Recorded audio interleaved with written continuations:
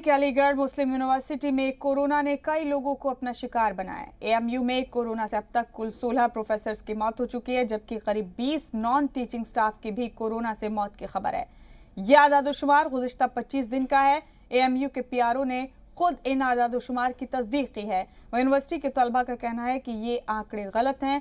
जो मौत के आदादोशुमार यूनिवर्सिटी की जानिब से जारी किए गए हैं, उससे कहीं ज्यादा लोगों की मौत कोरोना से हुई है। अलीगढ़ मुस्लिम यूनिवर्सिटी यानी एएमयू में कोरोना कहर बरपा रहा है। पिछले 25 दिनों में यूनिवर्सिटी के 39 लोगों की कोरोना से मौत हो चुकी है, जिनमें 19 मौजूदा प्रोफेसर्स भी शामिल हैं। अभी भी कई प्रोफेसर और स्टाफ में ऐसे कई लोग हैं जो कोरोना इन्फेक्टेड हैं। एएमयू में 19 प्रोफेसर्स में से 16 की मौत कोरोना से हुई है, जिनमें 10 प्रोफेसर्स की मौत जवाहरलाल नेहरू मेडिकल कॉलेज में हुई।